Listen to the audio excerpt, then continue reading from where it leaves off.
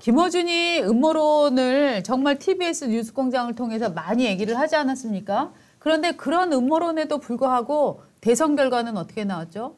윤석열 대통령이 당선이 됐습니다. 그럴 때 김어준 등 이 좌파 측에서 큰 깨달음을 얻었다고 합니다.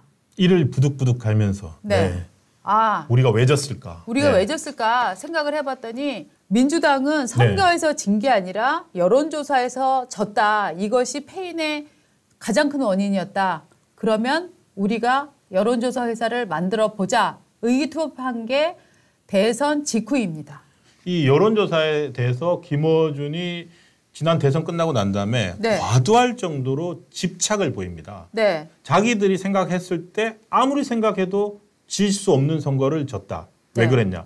실제로 이재명 그 당시 대선 후보와 윤석열 후보 차이는 0.74%였지만 실제 그 전에 나왔던 여론조사에서는 그것보다 훨씬 컸습니다. 맞습니다. 어떻게 본다면은 지난 대선도 여론조사자들이 못 맞춘 거예요. 맞습니다. 실제는 그것보다 더 컸는데 투표를 해봤더니 거의 아슬아슬하게 맞습니다. 그러니까 여론조사 회사들로서는 오히려 반성을 해야 될 수도 있는 건데 김어준은 뭐라 그러냐면은 그 여론조사가 그러니까 조작이라는 거예요. 그렇죠. 여론조사를 통해서 윤석열이 이긴다로 사람들을 세뇌했다. 그랬더니 그런 주장을 하더니 우리도 하자라고 하면서 만든 게 여론조사 꽃입니다. 오스티니님. 여론조사가 아니라 여론조작이다. 여론조사가 여론을 만들어가는 어이없는 시대에 살고 있다. 핵심입니다. 자, 그래서 저희가 올해 1월 1일부터 어제까지 여론조사가 얼마나 많이 진행되었는지 전체적으로 찾아봤더니 전체가 몇 건이었죠? 1289건이네요. 1289건이었습니다. 1289건의 여론, 그러니까 1월 1일부터 어제까지 해보면 1289건이 나오는데 제가 20개 정도만 좀 이름 알려진 것들 중심으로 20개 정도만 해서 김어준 여론조사 꽃과 똑같은 기간 동안에 1월 1일부터 4월 3일 어제까지 몇 건씩을 조사했는지를 따져봤습니다. 자, 그래프 보여주시죠. 자, 보십시오. 여러분, 저렇게 저희가 50, 100, 150, 200, 250, 300 이렇게 했는데요. 자, KPR, 코PR, A, 그다음에 데일리 리서치, 리서치 뷰, 리서치 앤 리서치, 리얼미터. 리얼미터 굉장히 유명한 회사잖아요. 리얼미터가 41건을 했습니다. 그다음에 미디어 리서치. 저기도 꽤 많이 많죠. 하는 회사예요. 여기가 23건. 네. 그다음에 미디어 토마토. 거기가 29건. 네. 그다음에 RNCC RN서치. RN서치가 26건이고요. 여론조사 공정도 많이 들어보셨죠. 거기가 30건 했고. 그리고 우리가 가장 익숙한 한국갤럽. 한국갤럽 유명하죠. 한국갤럽이 94건, 100개 정도 했고 한국 리서치 100개, 한길 리서치 27개 정도로 했는데 여론조사 꽃만 거의 300개를 했습니다. 289건을 한 거로 나옵니다. 자, 여러분 보십시오. 저렇게 전통의 강자들이 있습니다.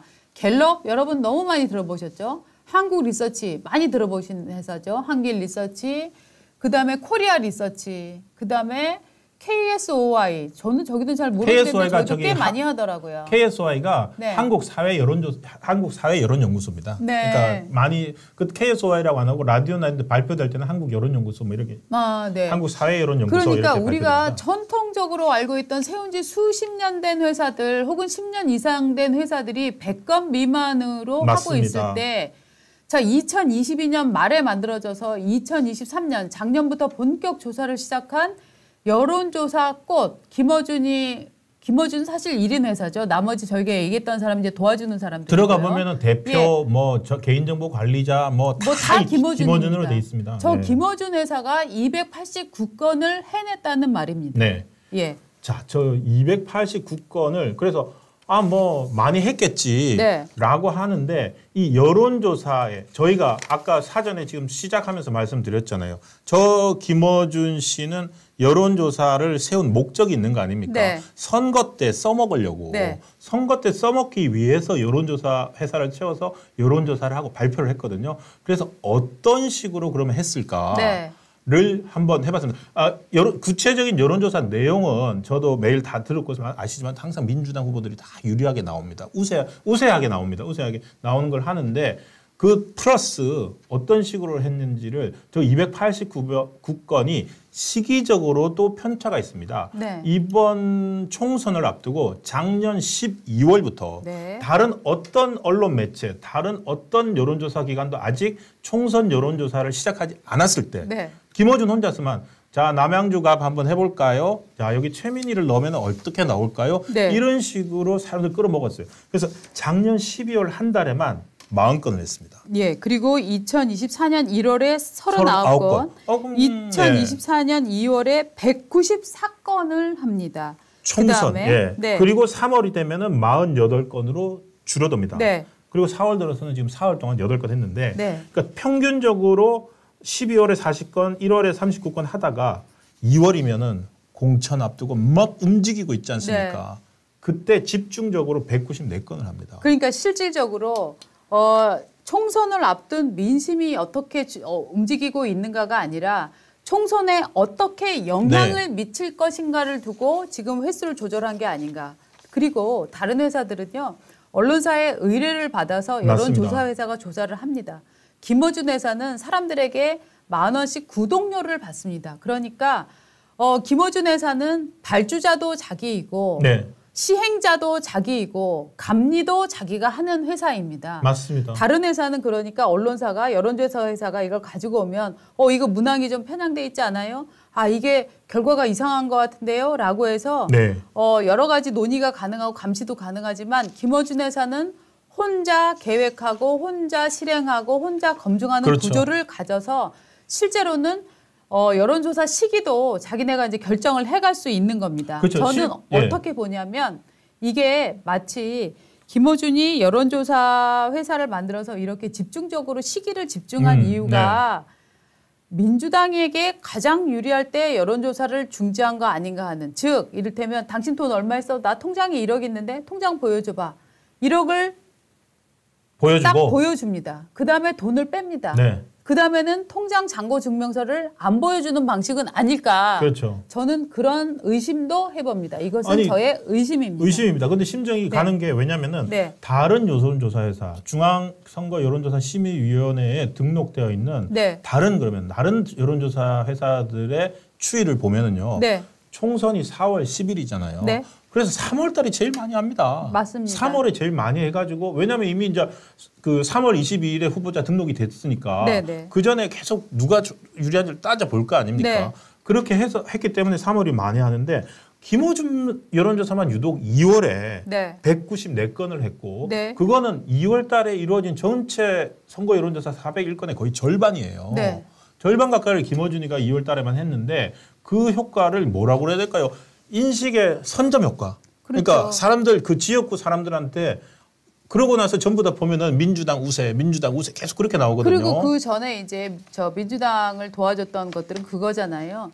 비명계를 쳐내고 친명계를 꽂아넣는 하나의 근거로 작용한 게 여론조사 꽃의 여론조사입니다. 그러니까 좀 패턴이 뭐냐면은 지금 찐명이라고 해서 된 후보들이 보면은 다 이제 인지도가 좀 낮잖아요. 근데 2월, 3월 이렇게 김어준 여론조사를 통해서 자꾸 반복적으로 언급이 되면서 친명 민주당 지지그룹 내에서는 지명도가 올라갑니다. 정봉주도 지금 결국엔 강북을 해서 나가리 됐다. 죄송합니다. 공천에 못 받았지만 정봉주가 제일 먼저 가서 저기에 자기 이름을 넣어가지고 강북을 여론조사를 돌렸거든요.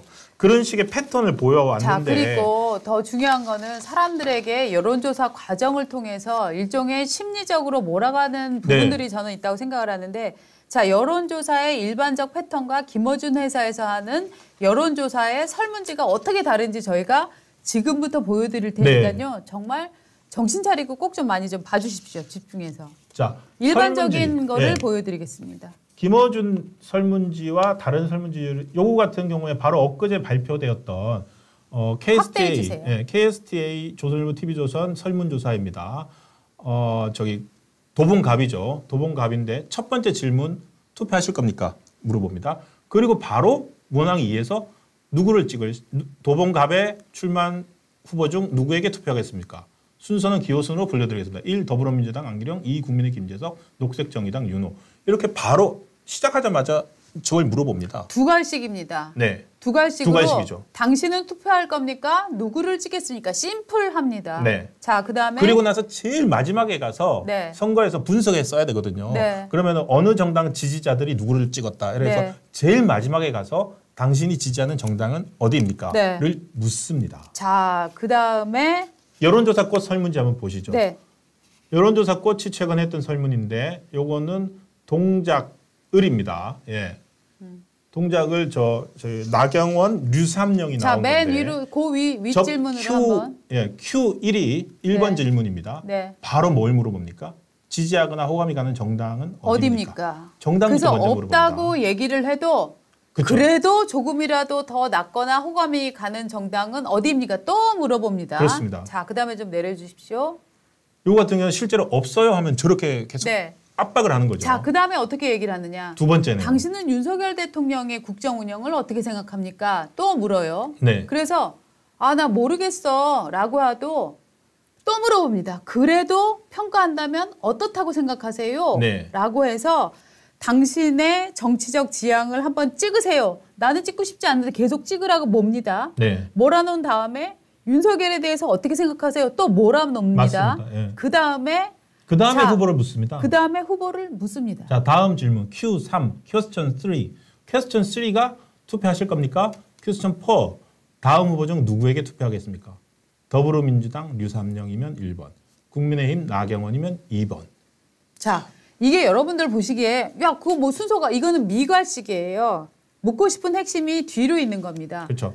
자, 그럴 때 이를테면 제가 신동훈 차장한테 점심에 뭐 먹을까요? 메뉴 있어? 막 특별히 생각한 거 없는데. 짜장면 아니면 이렇게 끝날 사람에게 당신은 점심을 주로 먹는 편이야? 나는 짜장면. 물어봐야죠. 아니죠. 예. 그게 아니라 제가 지금 얘기하는 건 해보시죠. 이겁니다. 당신 점심에 뭐 먹을 거야? 글쎄, 짜장면? 짬뽕?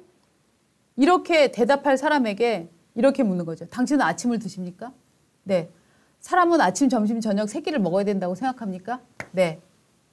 그러면 점심에 뭐 먹을 겁니까? 라고 해서 반드시 마치 점심을 꼭 먹어야 되는 것처럼 저는 그것보다는 그 부장님 메뉴가 나은 것 같은데요. 부장님 메뉴들이 자 먹고 싶은 중국집에 다 가요. 네. 아주 직원들한테 부원들한테 자 먹고 싶은 거 마음대로 시켜. 나는 짜장면.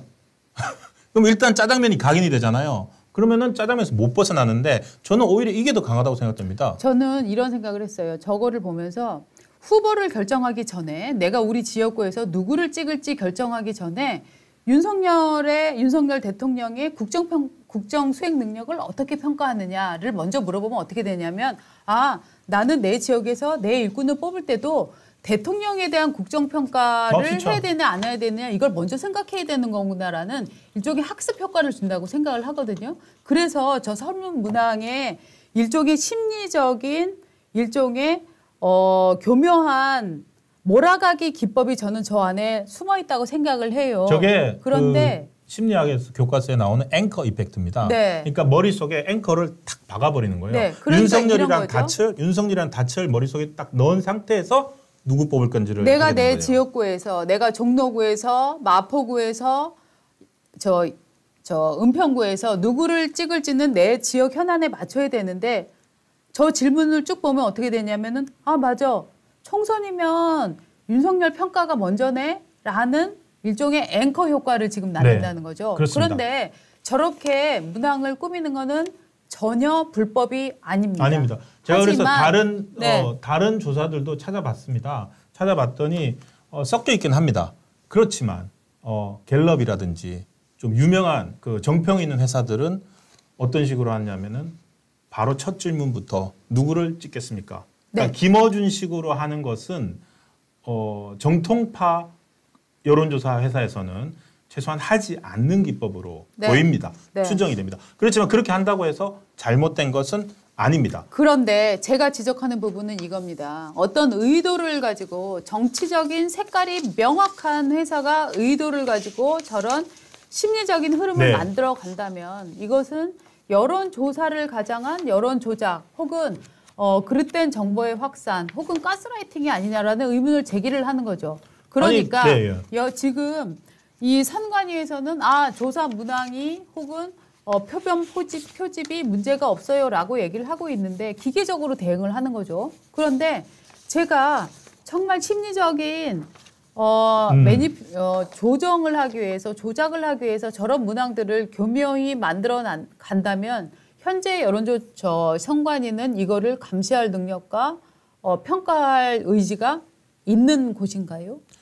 저는 그런 의문을 지금 갖게 되는 겁니다. 선관위 산하에 네. 선거관리위원회 산하에 중앙선거관리 여론조사심의위원회를 둔 이유는 저는 단순히 지금 중앙선거 여론조사심의가 하는 이유는 뭐냐면은 네. 지역구별로 샘플들이 제대로 표집이 됐느냐. 네. 지역과 그러니까 세 가지를 봅니다. 네. 지역, 성별, 연령. 네. 요것이 그 지역구 비례하고 맞아야 되거든요. 네. 그걸 보는데 그것만 보면은 통과되면은 누구든지 여론조사에서 공표를 할 수 있다라는 맹점을 네. 저는 이런 여론조사 기술자들, 네. 여론조사 김어준이가 아까 박시영이나 이런 사람들을 네. 이용을 해서 그런 맹점을 알기 때문에 네.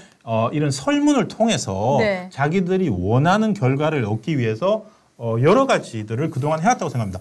대표적으로 작년에도 이게 문제가 한번 됐었습니다. 한동훈 장관 호감도 조사를 할 때 그때 논란이 됐던 게 2022년 12월입니다. 한동훈 장관의 정치인 자질을 묻겠다면서 바로 물어야 되는데 문항이 이렇게 돼 있습니다. 한동훈 장관은 청담동 술자리 의혹과 관련해 더불어민주당 김의겸 의원과 더 탐사 관계장을 상대로 허위 사실 명예훼손으로 형사 고소와 10억 손배소를 제기했습니다. 검찰 사무를 관장하는 법무부 장관으로서 한 장관의 대응에 대해 어떻게 생각하십니까? 이것은 완벽한 유도 질문이에요. 그렇죠? 이건 네. 완벽한 유도 질문입니다. 그러니까 사실은 네. 저것과 비슷한 일을 아까 보신 것처럼 자 지금 이 선거 여름 흐름을 보시면은 네. 초반에 이재명 대표와 한동훈 비대위원장의 네. 이미 대립이었어요. 그러다가 어느 순간 갑자기 정권 심판이다. 네. 정권 심판 프레임이 들어오면서 한번 이게 격동을 했거든요. 근데 이 아까 보여드렸던 여론조사 꽃 설문지가 바로 그 순서로 되어 있는 겁니다. 맞습니다. 총선 여론조사인데 앞에 누구를 지지하기 전에 윤석열 대통령의 국정에 대해서 어떻게 생각하십니까? 네. 그거를 물어버리거든요. 네. 그러면 이런 거는 여론조사 심의위원회에서 네. 그 공표 못하게 해야 돼요. 맞습니다. 이게 등록을 하고 공표를 하거든요. 네. 그러니까 여론조사하고 이게 심의 기준에 안 맞으면 공표 못합니다. 근데 이것까지 걸러줘야 된다고 생각합니다. 그러니까 아마도 한동훈 장관은 청담동 술자리 그 의혹 제기한 김의겸 등을 상대로 형사 고소를 했다. 네. 검찰 사무를 관장하는 법무부 장관으로서 한 장관의 대응은 어떻게 생각하냐라는 거는 이게 만약에 설문으로 총선에 설문이 들어갔으면 분명히 선관위에서 말도 안 되는 소리 하지 마 이거 안 돼라고 했겠죠. 부적격 판정을 지금은. 내렸을 겁니다. 네. 그러니까 이 사람들은 이걸로 먼저 간을 봅니다. 그런 다음에 제가 볼 때는 요거는 일종의 여론조사가 아니라 사람들한테 이 내용을 퍼뜨리는 과정이에요. 선거 여론조사를 하게 되면 이렇게 핸드폰을 들고 듣습니다. 듣다 네. 보면은 한동훈이 그랬다고, 한동훈 지금 법무부 장관이라 그랬다고, 이게 나쁜 사람이네. 라는 생각을 갖도록 저는 유도하는 문항이라고 생각을 하거든요. 이거는 유도성일 뿐더러 그렇죠, 유도성이죠. 실제로는 네. 유도성이면서 동시에 저는 정보 주입이라고 생각을 해요. 설문조사를 가장한 정말 악성 정보 유입이라고 생각을 하는데 가스라이팅이라고 생각을 하는데 그러니까 이런 문항이 안 된다는 거를 알고 나서는 그다음에는 어떻게 하냐면은 선거 여론조사의 질문의 순서를 바꾸는 거죠. 순서를 바꿔서 사람을 가스라이팅 해내고 있다라는 의혹을 저는 제기합니다. 이게 가능한 이유가 지금 이제 298건을 1월 1일부터 4월 3일까지 한 걸로 이제 네. 어쨌든 통계상으로 나오잖아요. 네. 근데 많은 분들이 생각하시는 게 네. 과연 그것만 했을까? 네. 지금 방금 말씀하신 대로 상당히 수위가 이거는 이제 저의 추정입니다. 왜냐하면은 김어준 씨 같은 경우에 자기 유튜브에서 이런 여론조사 발표를 할 때 네. 뭐 이번 주에 8억 썼어, 이번 주에 4억 썼어, 네. 뭐 이런 말을 덜어 한다 합니다. 네, 그러면서 반복적으로 돈을 많이 썼으니까 네. 비싸게 했으니까 정확하다 우리가. 여기도 지금 네. 김어준 옹호론자들이 지금 들어오셨나 봐요. 네. 그래서 비싼 게 정확하다 계속 올리고 있는데요. 근데 그 비싼 게 정확하다 하는데 과연 그 돈을 다 거기만 썼을까? 예를 들어서 방금처럼 윤석열 정부나 아니면 어떤 후보에 대해서 이런 식으로도 질문을 꼬아보고 네. 해서 이렇게 질문을 해서 봤더니 더 올라간다. 네. 근데 그걸 등록하려고 했더니 여론조사 심의위에 등록이 안 되는 거죠. 네. 그런 과정들을 혹시 겹치지는 않았을까. 네. 그래서 최소한의 것들로 해서 지금 올린 거 아닐까라고 이게요. 생각을 합니다. 발주자가 있고 언론사가 발주를 하고 여론조사 회사가 조사를 하면 다 공표를 할 수밖에 없어요. 왜냐하면 우리가 돈을 냈으니까 너 빨리 여론조사 맞습니다. 갖고 와. 우리는 여론조사 발표해야 돼. 우리는 2주에 한 번, 한 달에 한 번 공표하고 있어라고 네. 하는데 김어준 여론조사가 이렇게 숫자가 들쭉날쭉한 이유는요. 제가 볼 때는 또 하나의 가설은 여론조사를 해서 자기가 지지하는 민주당이나 조국당에게 불리하게 나오면 발표 안 하면 되죠. 발표를 안 해도 되는 구조는 아닌가. 저는 이 의심을 해보는 거죠. 그래서 김어준 회사에서 나오는 여론조사의 결과는 늘 민주당에게 유리한 결과만 선별적으로 나오는 것은 아닌가. 이런 그렇죠. 의심을 한다는 거죠. 아니, 계란을 30개를 후라이를 하는 거예요. 그런데 후라이를 했는데 잘 나온 건 사람들한테 다 먹여주는 겁니다. 맞습니다. 그런데 막 깨지고 노른자 터지고 옆에 막 흐른 거 있어. 그러면은 손님한테 안 내보내요. 그럼 손님은 어떻게 생각하느냐?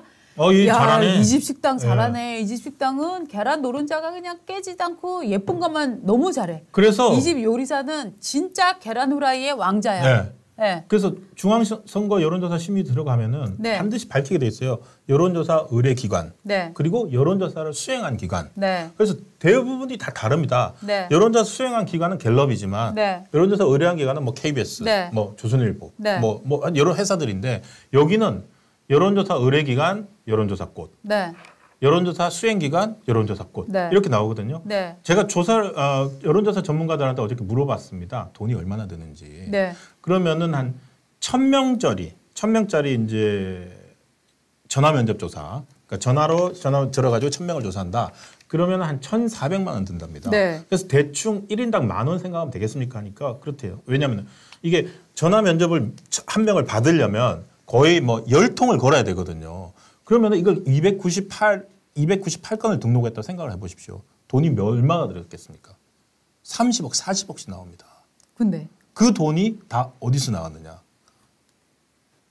여기 거의 다단계입니다. 구독 서비스거든요. 그 돈이 청취자들 여기에 하는 사람들이 월 10,000원씩 내가지고 10만 몇만 돼도 한 달에 10억씩 계속 따박따박 들어오거든요. 근데 그러니까 김어준의 수익 기구예요, 수익 기구. 아니 그러니까 우리가 그거를 네. 시비를 할 수는 나쁘다고 없지만 하지는 제가 지금 나쁘다고는 문제를 아니죠. 제기하는 건 선관위에서 이런 그 질문의 순서도 사실은 정해줘야 되는 거 아닌가. 왜냐하면 선관위에 허를 찌르고 심리적으로 가스라이팅을 해가는 이런 과정들이 있는지를 선관위는 지금 들여다볼 생각이 있는가. 또 하나는 이 여론조사 회사가 여론조사를 한 다음에 불리한 자료가 나왔을 때 공표하지 않는 과정을 선관위는 지금 체크해 나가고 있는가. 아니, 이런 질문을 저는 지금 드리고 싶은 겁니다. 그러니까 그걸 말씀드리는 거예요. 그렇게 거기까지도 할 수 있는 이유가 뭐냐면은 돈이에요, 돈. 대부분의 그 선거 여론조사 기관들은 돈을 받아서 써야 되거든요. 네. 그리고 예산은 빠듯하고 네. 그렇기 때문에 한 번 할 때 제대로 해야 되고 그걸 조사해가지고 조사 잘못돼서 발표를 못 하게 된다. 그러면은 다 자기들이 책임을 져야 된단 말이죠. 근데 저기는 어떤 구조냐면은 지지자들을 계속 선동해서 지지자들 입맛에 맞는 자료를 주는 거예요. 그러니까 예를 들어서 지지자들이 보고 싶어하는 설문조사를 만들고 그걸 지지자들한테 보내주세요. 그거 하라고요.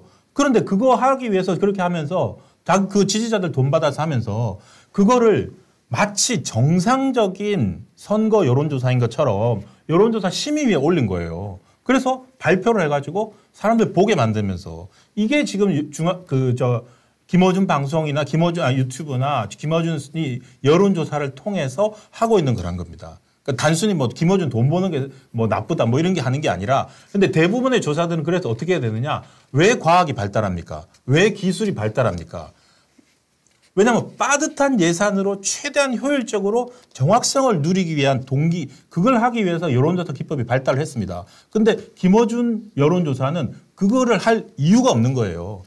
구독자들이 원하는 조사를 해서 보여주고 구독자를 늘리는 게 목적이거든요. 근데 그거를 왜 우리 국민들이 전체 여론인 것처럼 전체 여론인 것처럼 받아들이면은 그게 잘못이라는 거죠.